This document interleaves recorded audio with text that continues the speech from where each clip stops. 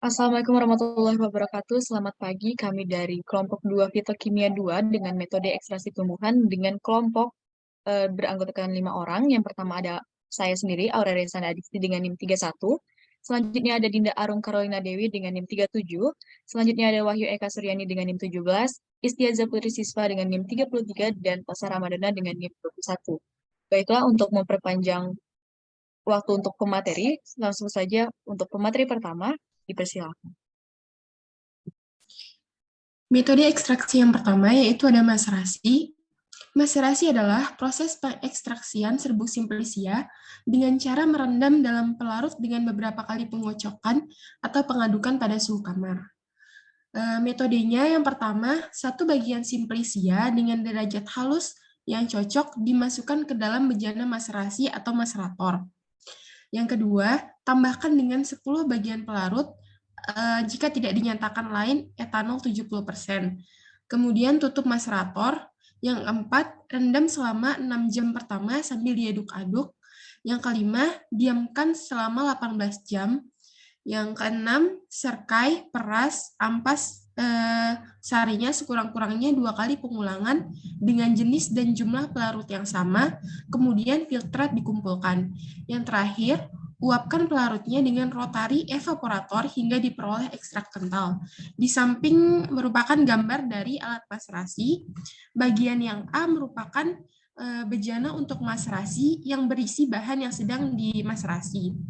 Bagian B merupakan tutup dari maserator, dan yang C merupakan pengaduk yang digunakan untuk mengaduk secara mekanik. Metode yang kedua ada perkolasi. Perkolasi adalah cara ekstraksi yang dilakukan dengan mengalirkan pelarut baru melalui serbuk simplicia yang telah dibasahi dan pada umumnya dilakukan pada suhu kamar. Alat yang digunakannya disebut perkolator, gambarnya bisa dilihat di samping, sedangkan larutan zat aktif yang keluar dari perkolator disebut perkolat. Metodenya, yang pertama, basahi 10 bagian simplicia dengan derajat halus yang cocok dengan 2,5 sampai 5 bagian pelarut. Yang kedua, masukkan ke dalam bejana tertutup sekurang-kurangnya selama 3 jam. Yang ketiga, pindahkan massa sedikit demi sedikit ke dalam perkolator sambil tiap kali ditekan hati-hati. Yang keempat, tuangi dengan pelarut secukupnya sampai cairan mulai menetes dan di atas simplicia masih terdapat selapis pelarut. Selanjutnya, bagian atas diberi kertas saring yang pinggirnya digunting beraturan agar menempel pada dinding perkolator dan diberi pemberat kaca inner. Tujuannya agar serbuk tak terangkat saat dialiri pelarut. Selanjutnya, tutup perkolator, biarkan selama 24 jam, kemudian biarkan cairan menetes dengan kecepatan 1 mili per menit. Selanjutnya, tambahkan berulang-ulang pelarut secukupnya sehingga selalu terdapat selapis pelarut di atas simplicia, lalu kumpulkan perkolat, dan yang terakhir, uapkan pelarutnya dengan rotari evaporator sampai diperoleh ekstrak kental.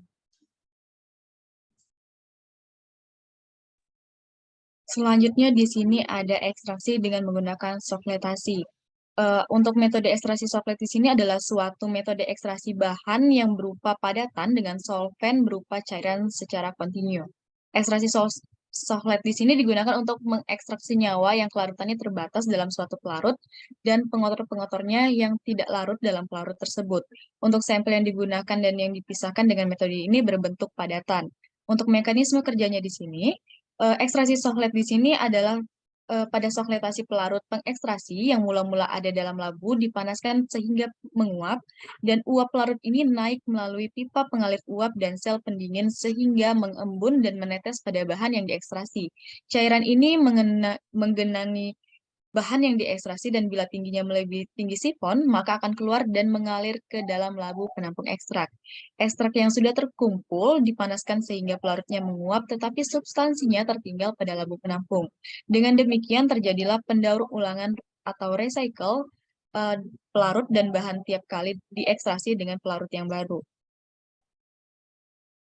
Untuk kelemahannya, Kelemahan dari ekstraksi sohlet di sini memiliki durasi ekstraksi yang panjang dan menggunakan pelarut dalam jumlah besar. Selanjutnya, dalam ekstraktor sohlet konvensional tidak ada agitasi yang bisa diintegrasikan untuk mempercepat proses ekstraksi. Karena menggunakan pelarut dalam jumlah besar, maka dibutuhkan penguapan dan konsentrasi energi yang sangat besar. Nah, seringkali termo yang tidak stabil dari senyawa yang ditargetkan di sini rusak saat material terbuka dalam durasi ekstraksi yang lama hingga pada panas titik didih pelarut.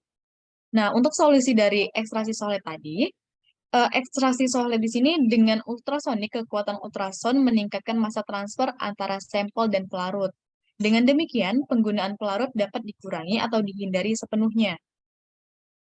Durasi ekstraksi secara drastis di sini dipersingkat sehingga ekstrak tidak terpapar dengan pemanasan lama. Nah, ini berarti bahwa dekomposisi ekstraksi di sini bisa dihindari. Untuk ultrason di sini dapat dengan mudah diintegrasikan ke dalam setup ekstraksi sohlet dengan memasukkan ultrasonic horn ke dalam ruang sohlet atau dengan mengsonikasi ruang sohlet secara tidak langsung melalui dinding pasel. Kemudian ada supercritical fluid extraction. Teknik ekstraksi dengan metode ini merupakan suatu teknik pemisahan yang memanfaatkan daya pelarut dari fluida superkritis pada suhu dan tekanan di sekitar titik kritis. Cara ini sangat efektif terutama untuk mengisolasi senyawa dengan berat molekul sedang dengan kepolaran yang rendah. Karena proses pemisahnya menggunakan suhu yang rendah.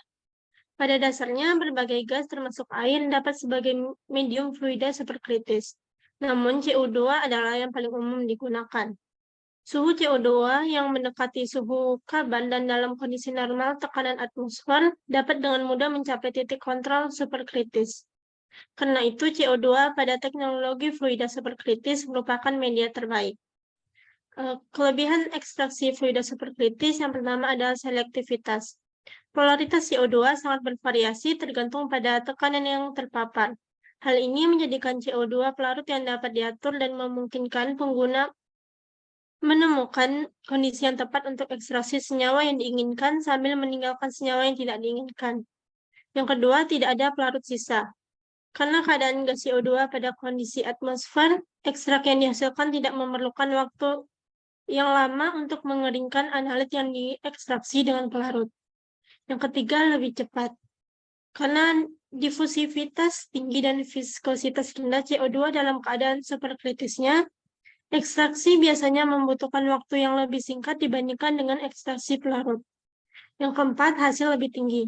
Karena peningkatan suhu dan tekanan CO2 superkritis dapat menembus banyak matriks yang tidak dapat dilakukan pelarut, sehingga memungkinkan kontak luas permukaan yang lebih besar yang pada gilirannya meningkatkan hasil.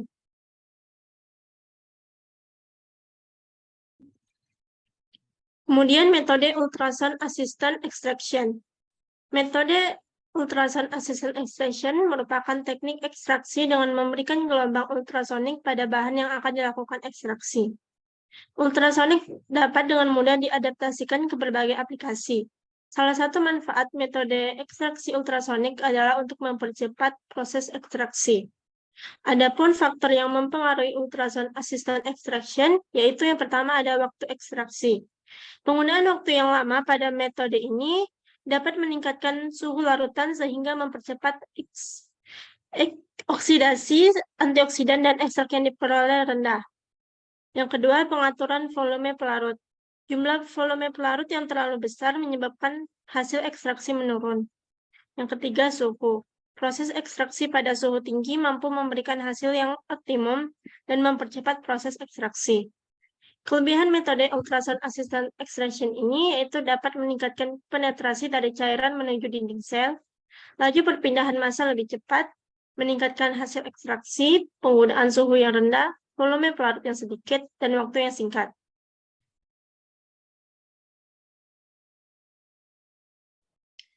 Baik, selanjutnya itu adalah accelerated solvent assisted.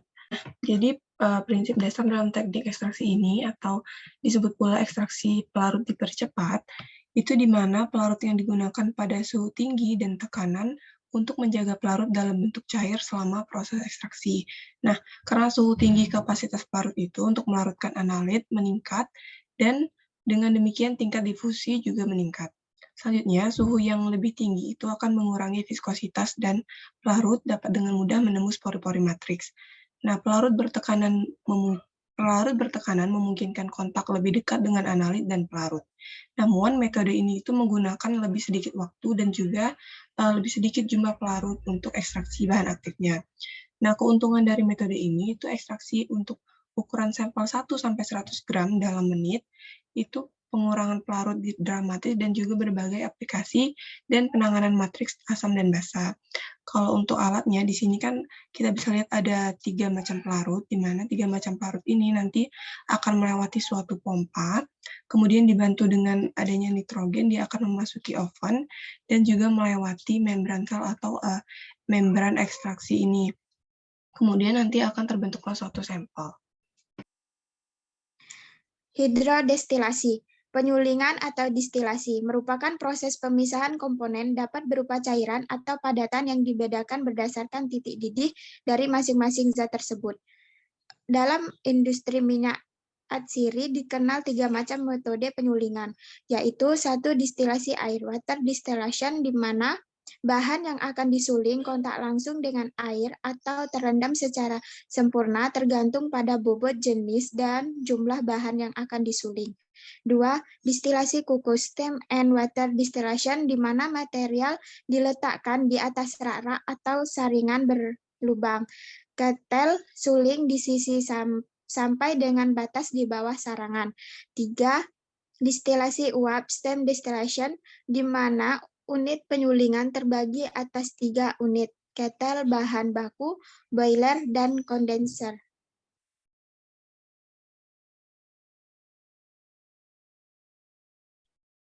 Sekian presentasi kami hari ini. Jika ada kurangnya kami mohon maaf yang sebesar-besarnya. Semoga apa yang kami sampaikan berguna untuk diri kami dan banyak orang pada khususnya. Selamat pagi dan terima kasih. Wassalamualaikum warahmatullahi wabarakatuh.